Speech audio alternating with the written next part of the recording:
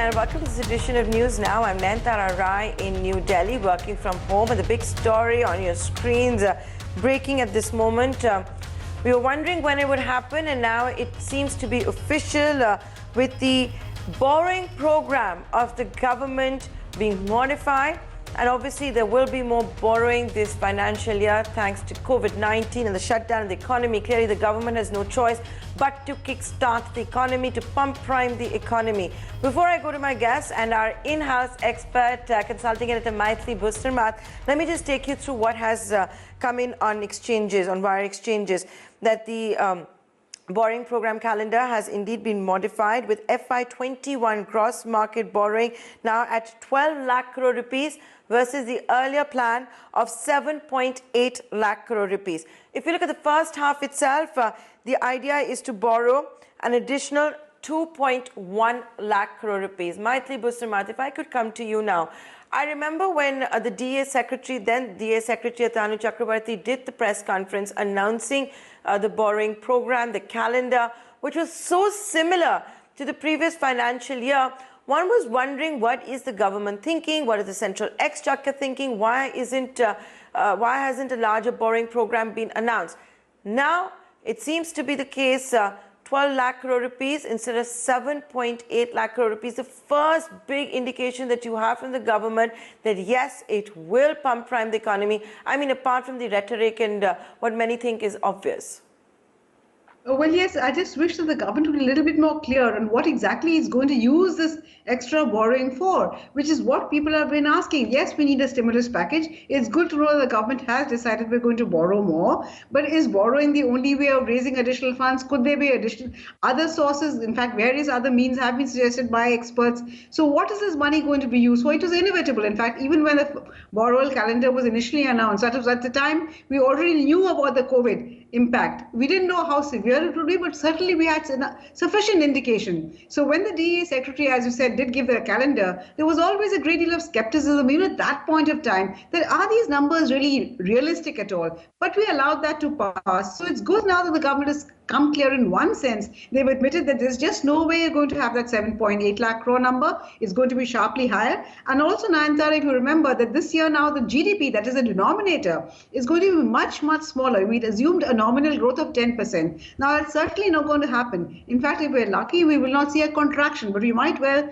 even see a contraction, in which case the fiscal deficit number is going to be nowhere near that 3.5 lakh crores, percent of GDP that the government had talked about. So I wish we get a little bit more detail on what exactly this additional borrowing is going to be used for. So it's good to know that the government is reconciled to a much higher fiscal deficit. It is willing to borrow more. Only question that I would have two things. One, what are you going to use this borrowing for? And if you needed additional resources, is more borrowing the best way of going about it? Or could there be other more out-of-the-box ways which could perhaps be better in the longer term? Mythili, I want you to stay with us because I know you're going to have many questions. Let me just introduce the various experts that are joining in. We've got the former RBI Deputy Governor R. Gandhi. We're also being joined by Mr. Gopalan as well as Jesh Mehta. Good evening, gentlemen. Hope all of you are safe and healthy. I know you are, and I hope your families are too. Mythili Bhusnurmath also with us. The government finally deciding to increase its borrowing program. So from 7.8 lakh crore rupees, it's going to be 12 lakh crore rupee plus. Mythili raising the point, I wish the government would be more clear about what it's going to be doing with the additional borrowing. We obviously know that disinvestment, for example, is going to be badly impacted. It can't go ahead with all of its big ticket items. Jesh Mehta, if I could come to you first, I'm sure the markets would have wanted that clarity instantly. And one of the many out-of-the-box ideas that has been talked about, and we of course have the other two experts who will weigh in on, is that what is the point of having the lifetime high forex reserves being held by the Reserve Bank of India if you're not going to use it during a pandemic, if you're not going to use it during a black swan event?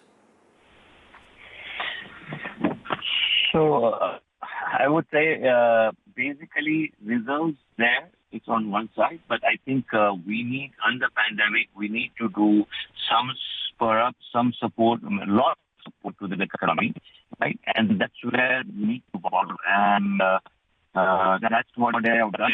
Now, yes, one can question that two parts of it. One is the borrowing, how is it going to impact the bond market, and how it's going to impact the job market and the economy per se. I think for the second question, how is it going to impact the economy, we have to understand, we need to wait for the minister's conference or something as to what are they going to do with this additional borrowing and how are they going to support the economy. Is this the only thing, or will they be borrowing more or whatever it is? From a bond market perspective, again, yes, 2.2 is like kind of expected, less than expected. Right. But, Jayesh Mehta, I apologize, but we have you. Jayesh Mehta, I apologize. We have you on a terrible line. I'm going to ask my producer to reconnect you. Please come back here on this conversation. R. Gopalan, let me come to you. Time now to do the unimaginable. Look outside of the box. The borrowing program being modified, borrowing program being increased to this new figure would perhaps be part of the imaginable. Before we go ahead and discuss what could be the unimaginable, what is your initial reaction? Mythili Bhusnurmath, who's with us, says she would have ideally wanted clarity as well. What are they going to do with this additional borrowing? Is it indeed going to be for fiscal stimulus? We don't know the contours of the fiscal stimulus. The Prime Minister's office so far has hinted they will look at plug-and-play infrastructure projects. I'm happy to have Mr. Gandhi on the line along with us because I had done two instances of borrowing along with him when I was Secretary of Economic Affairs. I'm happy to have him. But let me do the numbers first. First, it's going to about 4.2 lakh crores extra, which is about 2% of GDP.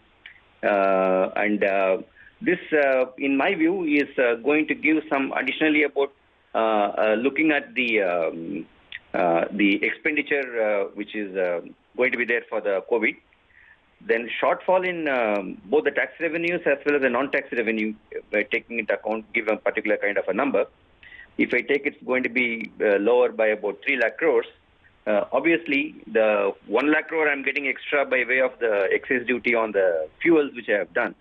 So probably I may end up with about 2 lakh crores from this money for my COVID expenses.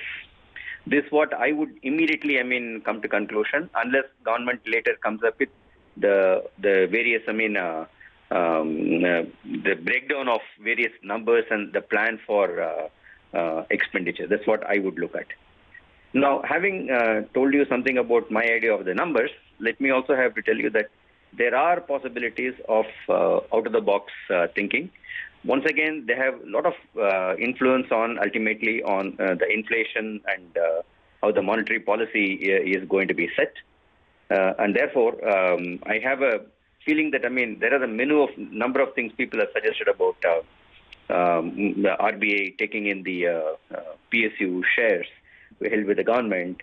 And there are people talking about RBI itself, monetizing the deficit of the government. And so many other things are there. Even RBI may look at giving more money through monetization route, probably through selling of its foreign assets which they hold, or repoing the foreign assets they have got with the US Fed, or going in for swap. There are a lot of possibilities that can be worked out for the purpose of looking at how money has to be got for the various expenses which government intends to do for pump priming the economy, as your words, I want to put in your own words. But these are all things as we go along we will come to know. But one thing is certain, the fiscal deficit to GDP will certainly, shoot. The debt to GDP will certainly shoot up. Today we are at about 72, according to IMF, and 69 according to the government. Maybe we look at if we look at a 5 lakh crore extra stimulus to be given, 5% of GDP, about 10 lakh crores. Obviously, assuming a zero growth, we'll be looking at a 10% additional debt to GDP as we go along. And these are all not encouraging numbers. But if government follows this along with a proper way of conveying to the rating agencies, telling them that what are the kind of reforms they propose to undertake, in what time frame, give a proper glide path for fiscal deficit as we go along, If they do all these things and do carry out the reforms which are very much there, which are being looked for by a number of people, a number of economic agents, obviously you'll be in a position to sell a proper picture to the rating agencies. And that's another problem I have about the rating agencies.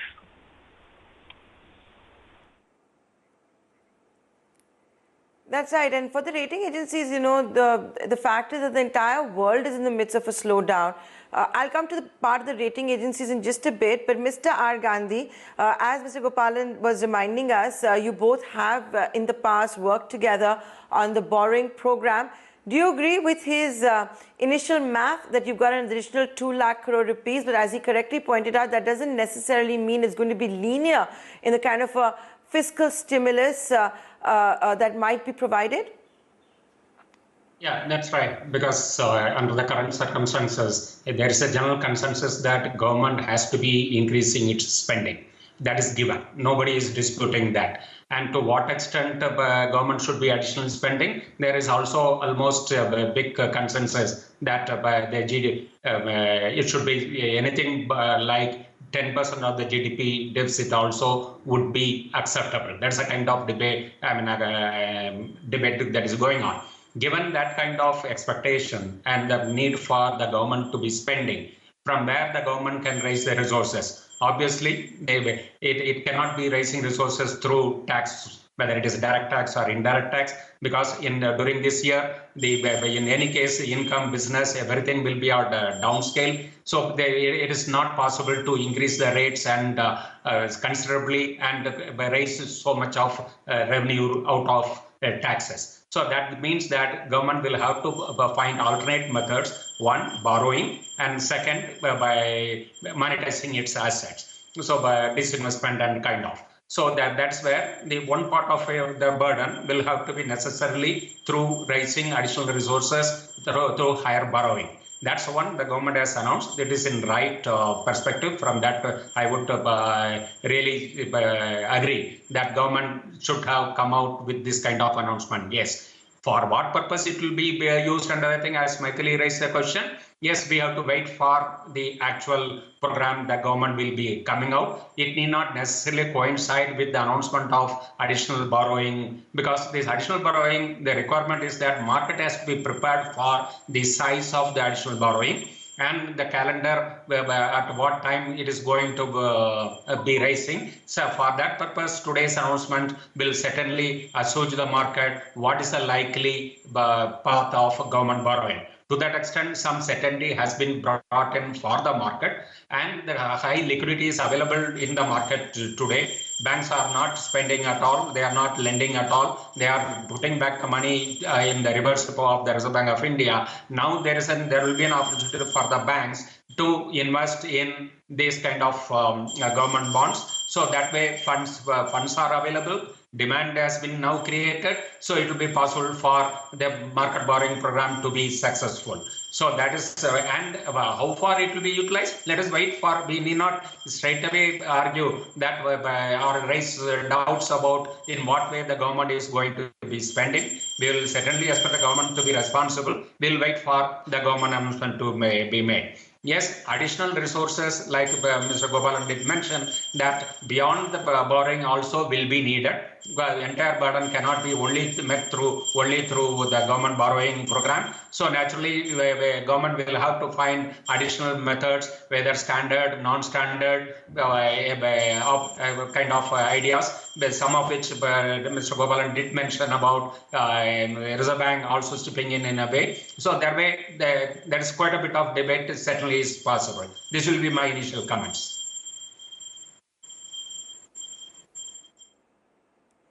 Okay. Also joining us now is the former head of the IBA, V.G. Kannan. Before I hand over the conversation to Mythili, she's the best person to take it forward. V.G. Kannan, if I could get your initial reactions in.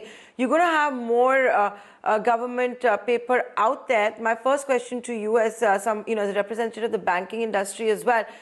Is there enough appetite for all of this? They always say a stitch in time saves 9.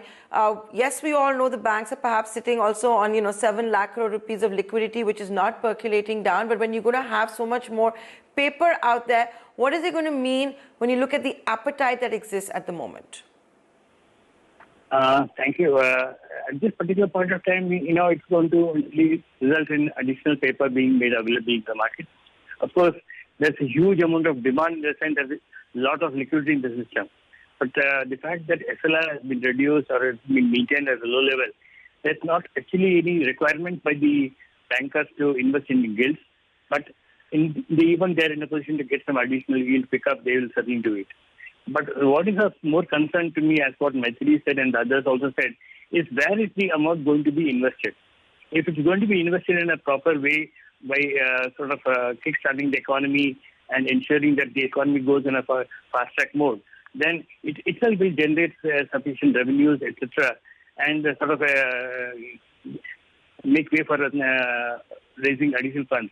But in the event that it's going to be only an expenditure which is going to be delayed, even in the past, the government has announced that all the capital expenditure will be fast-tracked and they will be immediately implemented. But we didn't see much of an action on this. Maybe because of non-availability of funds, they have not done it.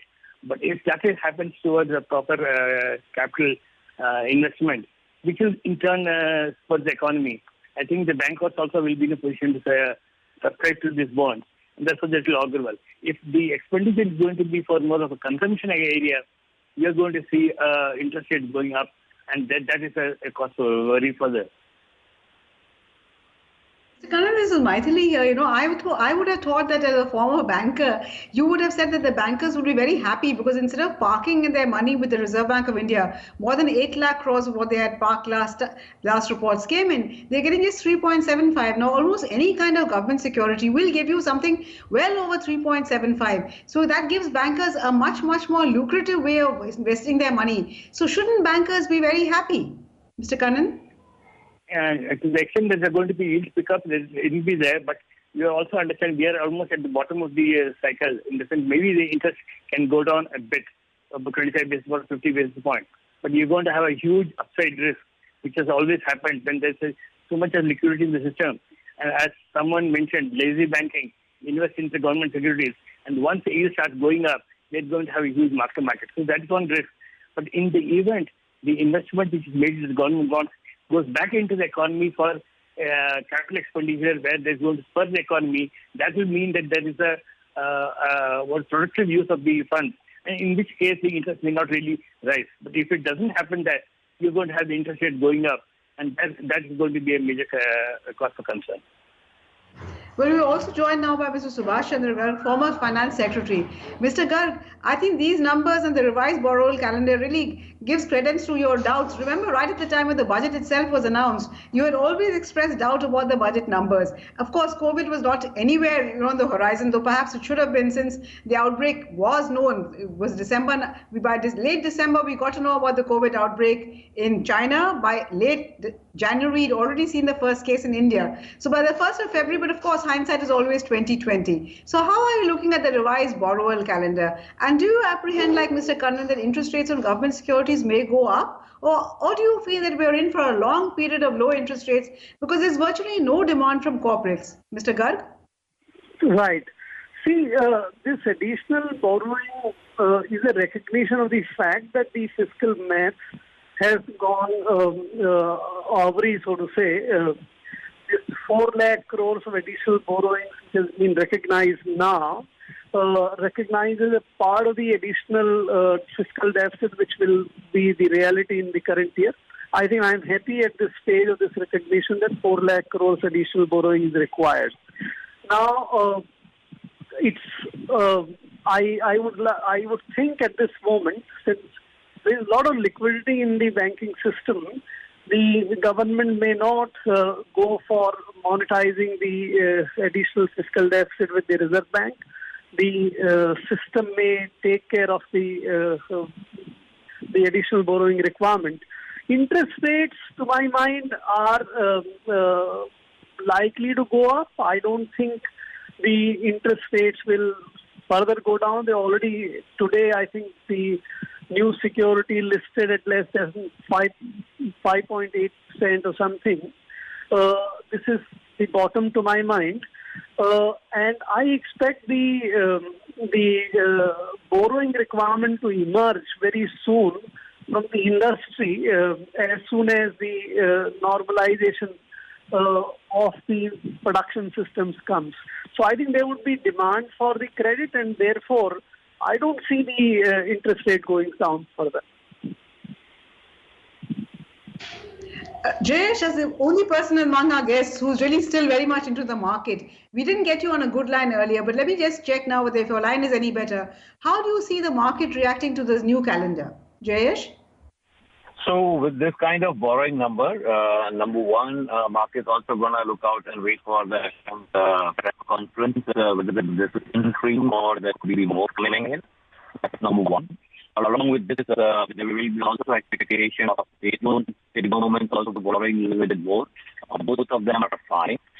Standalone, whatever we may say is liquidity there or not there, unless RBI suppose this borrowing program, the way they're in 2009, either by over more calendar to match with the issuer, or maybe go a little bit bolder and buy it in primary also.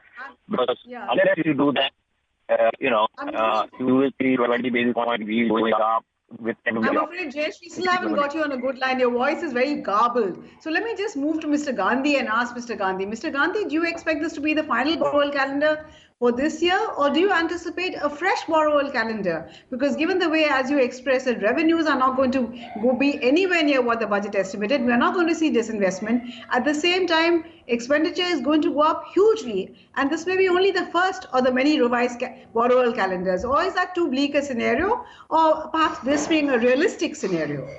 Mr. Gandhi? We are actually in a period of uncertainty. So about COVID, what's the likely impact, everything, even now lockdown is not fully lifted. So to make a complete assessment of the negative impact of COVID, we need time. So that way, as of now, when this borrowing program, obviously it is meant for the first half year. Second half year is will be announced much later only. Will there be further requirement for funds to be borrowed? That just now, right now, it will not be possible for anyone to have that kind of assurance that nothing more will be needed. But having said that, I will also put the other way around, in the sense that this is a borrowing program announced by the government.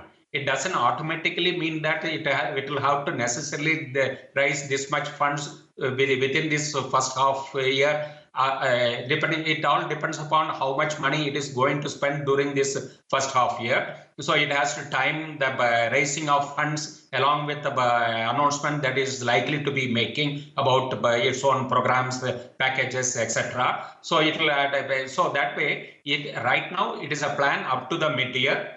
Past that, the second half of the year, your question was whether this can be taken as final. Obviously, we cannot take it as final, but that doesn't. I'm not putting it in a negative way, because the current situation is uncertain. We have to be prepared for any modification in the second half year.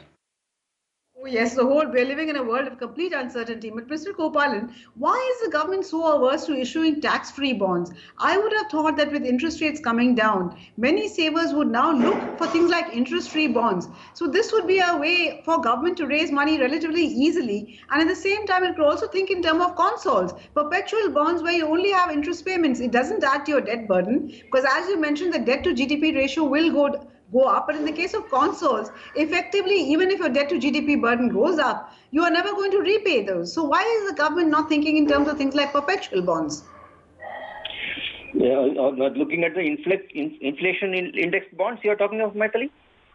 Perpetual bonds, consoles, where you don't pay, the government never repays the principal and only repays interest. So even though it adds to your debt to GDP ratio, effectively there is no debt burden in that sense, because you're never going to repay the principal. This has been used in wartime by many countries, and Ratan Roy has also suggested it. You see, this is going to be another instrument which government should be having in its armory. Nothing is ruled out at this point in time, because if situation develops to such a stage where this may be required, it will be taken up. Let me flag one or two issues, Mythili, at the same time. You see, now the borrowing program is predicated on a particular yield curve assumption by RBI and by the government. and RBI has to manage the yield curve because they are the public debt issuing people in this country, office in the country. Now, once that is, taken into account, then any further borrowing, you should also have one more borrowing which is awaiting elephant in the room, which is the state government borrowing, which has got to increase, as Subhash Garg had already mentioned elsewhere, that they have a requirement to ensure that their revenues are also protected. It's not going to come through government, therefore it has got to come through a market borrowing for their expenditure program. So that is another elephant in the room, which we have not taken cognizance of at this point in time. Now, the perpetual bonds, which Ratindra had mentioned, is something which can be tried, except that it is going to remain with the government for a long period of time. But government can choose to cancel it, and then whatever they can do. But more importantly, your question about the interest, tax-free bonds, which can be issued, which can give a lower percentage of, let me say, the yield to the interest rates for the government. Yes, that's another option which the government would consider. But all these things, Mythili, will take into account how the yield curve is going to be there as far as both the Reserve Bank and the government are concerned. Everything will be predicated on how that is going to be adjusted across. Nothing can be ruled out at this point in time. That is true, Mr. Gopal. Yes, there are a host of options open, and we're waiting for the government to come out and tell us what further options they have up their sleeve, and also how they're going to use this money to give that long-awaited stimulus that I think the whole economy is crying out for. But I'm afraid we're completely out of time. So thank you so much, Mr. Gandhi, Mr. Kannan, as well as Mr. Gopalan. Thank you very much. And with that, it's back to the studio.